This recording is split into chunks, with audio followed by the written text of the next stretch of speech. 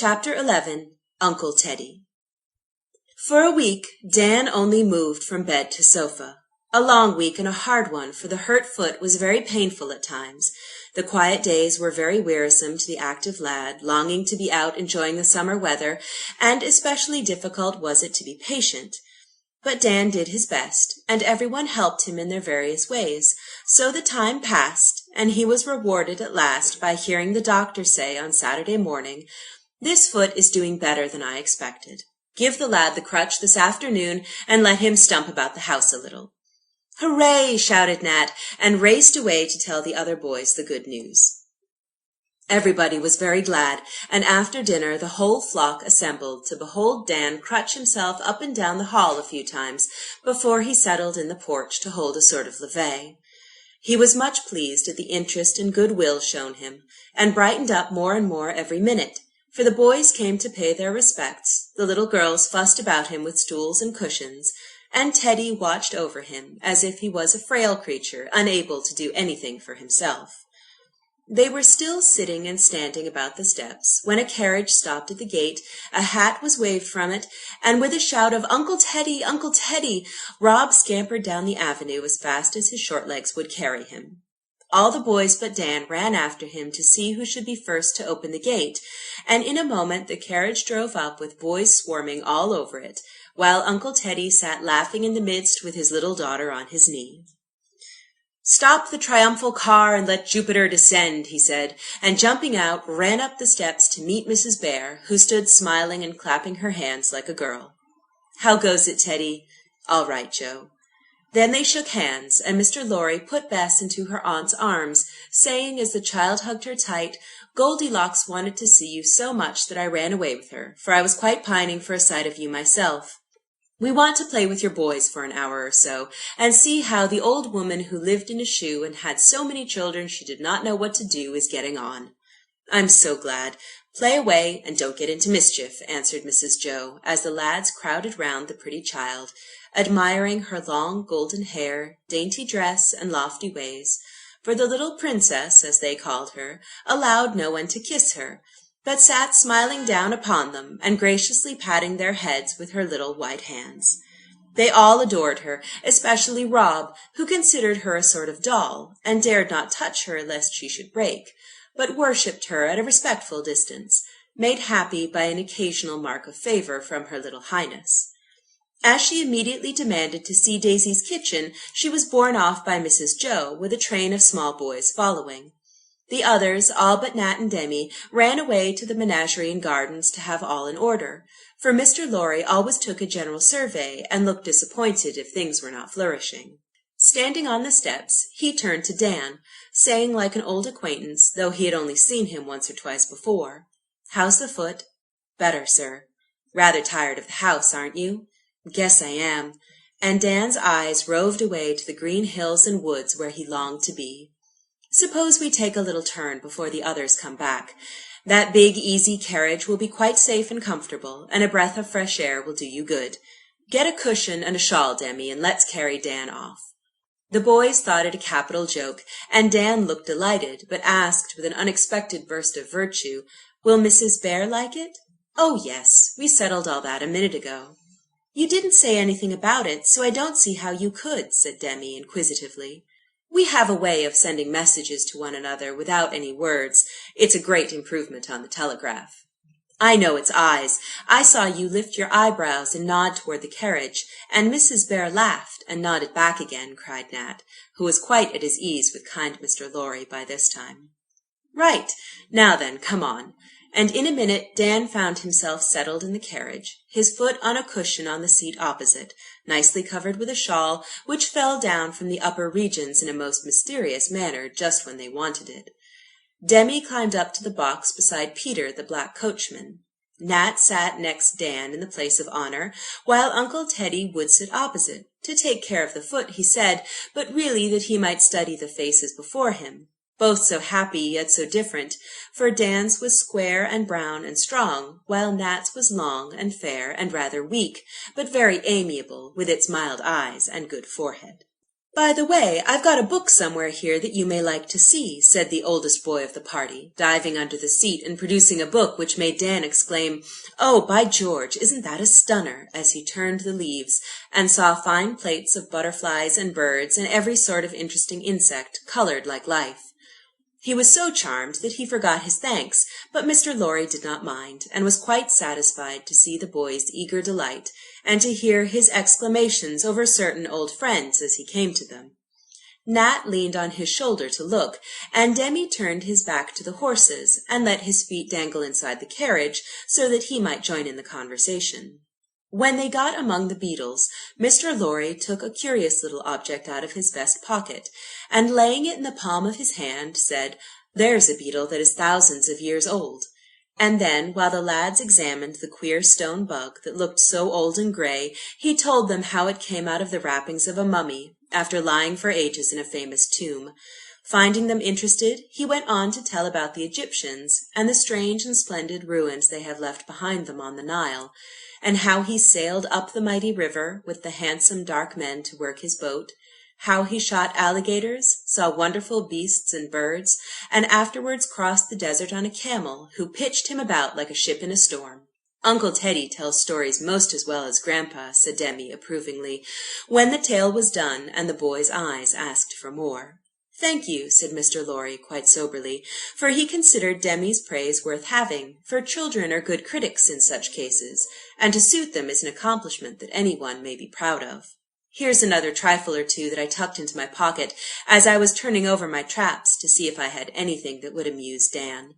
And Uncle Teddy produced a fine arrowhead and a string of wampum. "Oh, tell about the Indians," cried Demi, who was fond of playing wigwam. "Dan knows lots about them," added Nat. "More than I do, I dare say. Tell us something." And Mr. Lorry looked as interested as the other two. "Mr. Hyde told me. He's been among 'em, and can talk their talk, and likes 'em," began Dan, flattered by their attention, but rather embarrassed by having a grown-up listener. "What is wampum for?" asked curious Demi from his perch. The others asked questions likewise, and before he knew it, Dan was reeling off all Mr. Hyde had told him, as they sailed down the river a few weeks before. Mr. Lorry listened well, but found the boy more interesting than the Indians, for Mrs. Joe had told him about Dan, and he rather took a fancy to the wild lad, who ran away as he himself had often longed to do, and who was slowly getting tamed by pain and patience. "I've been thinking that it would be a good plan for you fellows to have a museum of your own, a place in which to collect all the curious and interesting things that you find and make and have given you. Mrs. Joe is too kind to complain, but it is rather hard for her to have the house littered up with all sorts of rattletraps. Half a pint of door-bugs in one of her best vases, for instance, a couple of dead bats nailed up in the back entry, wasps' nests tumbling down on people's heads, and stones lying round everywhere, enough to pave the avenue. There are not many women who would stand that sort of thing, are there now?" As Mr. Lorry spoke with a merry look in his eyes, the boys laughed and nudged one another, for it was evident that some one told tales out of school, else how could he know of the existence of these inconvenient treasures? "Where can we put them, then?" said Demi, crossing his legs and leaning down to argue the question. "In the old carriage-house." "But it leaks, and there isn't any window, nor any place to put things, and it's all dust and cobwebs," began Nat. "Wait till Gibbs and I have touched it up a bit, and then see how you like it. He is to come over on Monday to get it ready. Then next Saturday I shall come out, and we will fix it up, and make the beginning, at least, of a fine little museum. Everyone can bring his things and have a place for them, and Dan is to be the head man, because he knows most about such matters, and it will be quiet, pleasant work for him, now that he can't knock about much."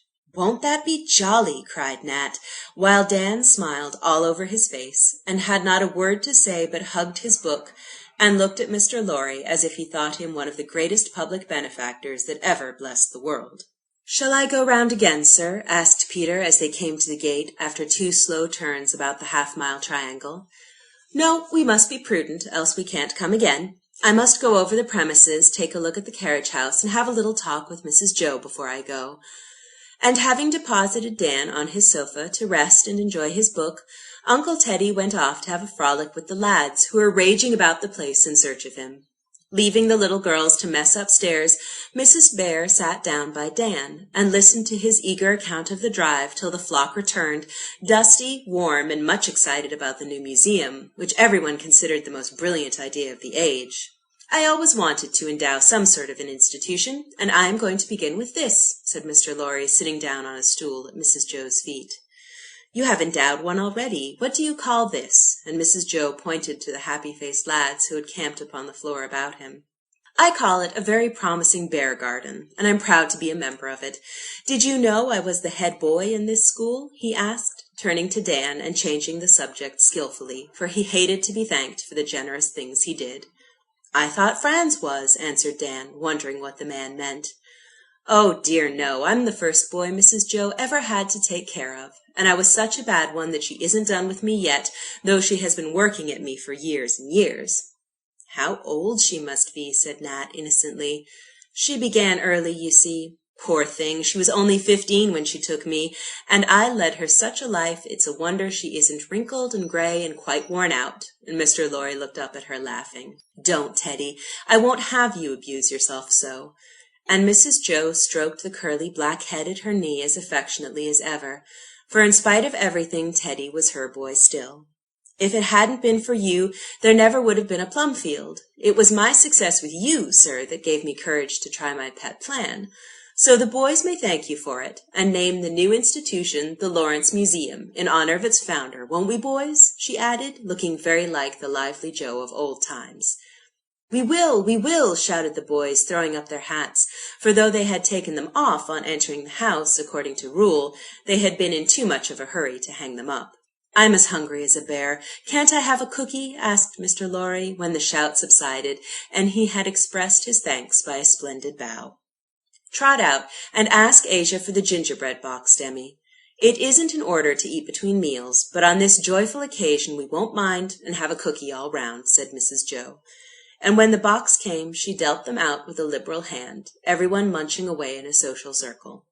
Suddenly, in the midst of a bite, Mr. Lorry cried out, "Bless my heart, I forgot Grandma's bundle," and running out to the carriage, returned with an interesting white parcel, which, being opened, disclosed a choice collection of beasts, birds, and pretty things cut out of crisp, sugary cake and baked a lovely brown. "There's one for each, and a letter to tell which is whose. Grandma and Hannah made them, and I tremble to think what would have happened to me if I had forgotten to leave them." Then, amid much laughing and fun, the cakes were distributed. A fish for Dan, a fiddle for Nat, a book for Demi, a money for Tommy, a flower for Daisy, a hoop for Nan, who had driven twice round the triangle without stopping, a star for Emile, who put on airs because he studied astronomy, and best of all, an omnibus for Franz, whose great delight was to drive the family bus. Stuffy got a fat pig, and the little folks had birds and cats and rabbits with black-currant eyes. "Now I must go. Where is my Goldilocks? Mamma will come flying out to get her if I'm not back early," said Uncle Teddy, when the last crumb had vanished, which it speedily did, you may be sure. The young ladies had gone into the garden, and while they waited till Franz looked them up, Joe and Lorry stood at the door talking together. "How does little Giddy-Gaddy come on?" he asked, for Nan's pranks amused him very much, and he was never tired of teasing Joe about her. "Nicely. She is getting quite mannerly and begins to see the error of her wild ways." "Don't the boys encourage her in them?" "Yes, but I keep talking, and lately she has improved much. You saw how prettily she shook hands with you, and how gentle she was with Bess. Daisy's example has its effect upon her, and I'm quite sure that a few months will work wonders." Here Mrs. Joe's remarks were cut short by the appearance of Nan tearing round the corner at a breakneck pace, driving a mettlesome team of 4 boys, and followed by Daisy, trundling Bess in a wheelbarrow. Hat off, hair flying, whip cracking, and barrow bumping, up they came in a cloud of dust, looking as wild a set of little hoydens as one would wish to see. "So these are the model children, are they? It's lucky I didn't bring Mrs. Curtis out to see your school for the cultivation of morals and manners. She would never have recovered from the shock of this spectacle," said Mr. Lorry, laughing at Mrs. Joe's premature rejoicing over Nan's improvement. "Laugh away. I'll succeed yet, as you used to say at college, quoting some professor, 'Though the experiment has failed, the principle remains the same,'" said Mrs. Bear, joining in the merriment. I'm afraid Nan's example is taking effect upon Daisy instead of the other way. Look at my little princess. She has utterly forgotten her dignity and is screaming like the rest. Young ladies, what does this mean? And Mr. Lorry rescued his small daughter from impending destruction, for the 4 horses were champing their bits and curvetting madly all about her, as she sat brandishing a great whip in both hands. "We're having a race, and I beat!" shouted Nan. "I could have run faster, only I was afraid of spilling Bess," screamed Daisy. "Hi! Go long!" cried the princess, giving such a flourish with her whip that the horses ran away and were seen no more. "My precious child, come away from this ill-mannered crew before you are quite spoilt. Good-bye, Joe. Next time I come, I shall expect to find the boys making patchwork. It wouldn't hurt them a bit. I don't give in, mind you, for my experiments always fail a few times before they succeed. Love to Amy and my blessed Marmee," called Mrs. Joe, as the carriage drove away, and the last Mr. Lorry saw of her, she was consoling Daisy for her failure by a ride in the wheelbarrow, and looking as if she liked it. Great was the excitement all the week about the repairs in the carriage-house, which went briskly on in spite of the incessant questions, advice, and meddling of the boys. Old Gibbs was nearly driven wild with it all, but managed to do his work nevertheless, and by Friday night the place was all in order, roof mended, shelves up, walls whitewashed, a great window cut at the back, which let in a flood of sunshine, and gave them a fine view of the brook, the meadows, and the distant hills, and over the great door, painted in red letters, was the Lawrence Museum. All Saturday morning the boys were planning how it should be furnished with their spoils, and when Mr. Lorry arrived, bringing an aquarium, which Mrs. Amy said she was tired of, their rapture was great. The afternoon was spent in arranging things, and when the running and lugging and hammering was over, the ladies were invited to behold the institution. It certainly was a pleasant place, airy, clean, and bright.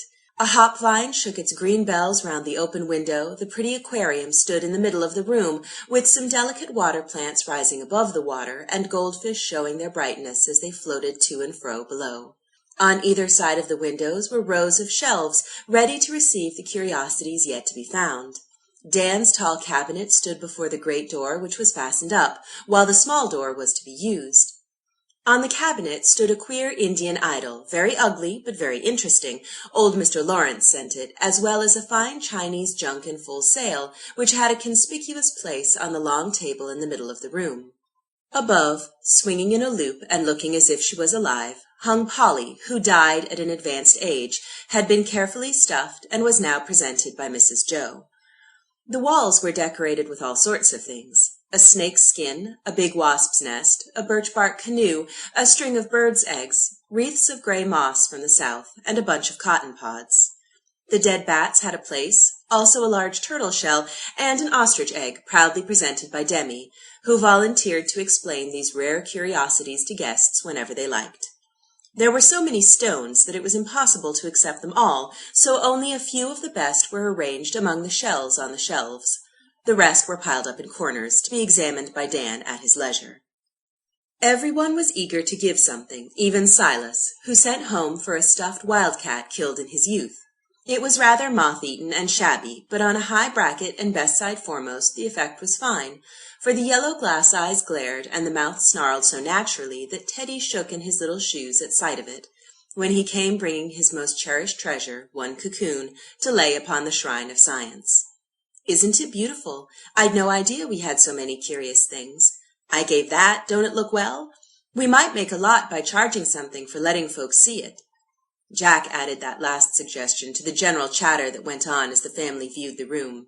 "This is a free museum, and if there is any speculating on it, I'll paint out the name over the door," said Mr. Lorry, turning so quickly that Jack wished he had held his tongue.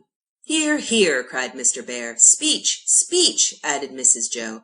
"Can't. I'm too bashful. You give them a lecture yourself. You are used to it," Mr. Lorry answered, retreating towards the window, meaning to escape. But she held him fast, and said, laughing as she looked at the dozen pairs of dirty hands about her, "If I did lecture, it would be on the chemical and cleansing properties of soap. Come now, as the founder of the institution, you really ought to give us a few moral remarks, and we will applaud tremendously." Seeing that there was no way of escaping, Mr. Lorry looked up at Polly hanging overhead, seemed to find inspiration in the brilliant old bird, and sitting down upon the table, said in his pleasant way, There is one thing I'd like to suggest, boys, and that is I want you to get some good as well as much pleasure out of this. Just putting curious or pretty things here won't do it. So suppose you read up about them, so that when anybody asks questions you can answer them and understand the matter. I used to like these things myself, and should enjoy hearing about them now, for I've forgotten all I once knew. It wasn't much, was it, Joe? Here's Dan now, full of stories about birds and bugs and so on. Let him take care of the museum, and once a week the rest of you take turns to read a composition, or tell about some animal, mineral, or vegetable. We should all like that, and I think it would put considerable useful knowledge into our heads. What do you say, Professor? I like it much, and will give the lads all the help I can. But they will need books to read up these new subjects, and we have not many, I fear, began Mr. Bear, looking much pleased, planning many fine lectures on geology, which he liked. We should have a library for the special purpose. Is that a useful sort of book, Dan? Asked Mr. Lorry, pointing to the volume that lay open by the cabinet. Oh, yes, it tells all I want to know about insects. I had it here to see how to fix the butterflies right. I covered it so it is not hurt. And Dan caught it up, fearing the lender might think him careless. Give it here a minute. And pulling out his pencil, Mr. Lorry wrote Dan's name in it, saying, as he set the book up on one of the corner shelves, where nothing stood but a stuffed bird without a tail, "There, that is the beginning of the museum library. I'll hunt up some more books, and Demi shall keep them in order. Where are those jolly little books we used to read, Joe?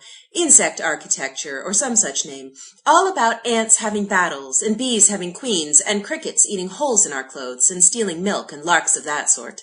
In the garret at home. I will have them sent out, and we will plunge into natural history with a will," said Mrs. Joe, ready for anything. "Won't it be hard to write about such things?" asked Nat, who hated compositions. "At first, perhaps, but you will soon like it. If you think that hard, how would you like to have this subject given to you, as it was to a girl of 13? A conversation between Themistocles, Aristides, and Pericles on the proposed appropriation of funds of the Confederacy of Delos for the ornamentation of Athens," said Mrs. Joe. The boys groaned at the mere sound of the long names, and the gentlemen laughed at the absurdity of the lesson. "Did she write it?" asked Demi, in an awe-stricken tone. "Yes, but you can imagine what a piece of work she made of it, though she was rather a bright child."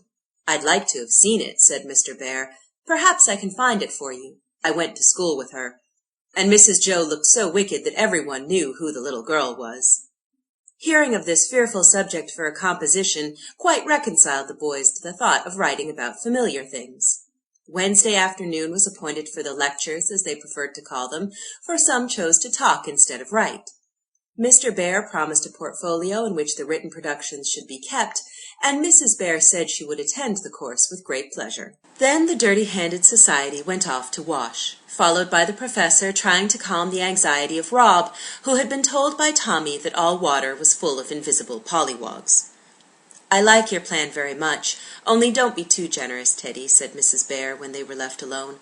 "You know most of the boys have got to paddle their own canoes when they leave us, and too much sitting in the lap of luxury will unfit them for it. I'll be moderate, but do let me amuse myself. I get desperately tired of business sometimes, and nothing freshens me up like a good frolic with your boys. I like that Dan very much, Joe. He isn't demonstrative, but he has the eye of a hawk, and when you have tamed him a little, he will do you credit." "I'm so glad you think so. Thank you very much for your kindness to him, especially for this museum affair. It will keep him happy while he is lame, give me a chance to soften and smooth this poor, rough lad and make him love us." "What did inspire you with such a beautiful, helpful idea, Teddy?" asked Mrs. Bear, glancing back at the pleasant room as she turned to leave it. Laurie took both her hands in his, and answered with a look that made her eyes fill with happy tears, "Dear Joe, I have known what it is to be a motherless boy, and I never can forget how much you and yours have done for me all these years." End of Chapter 11. Recording by Crowgirl, caracrow.blogspot.com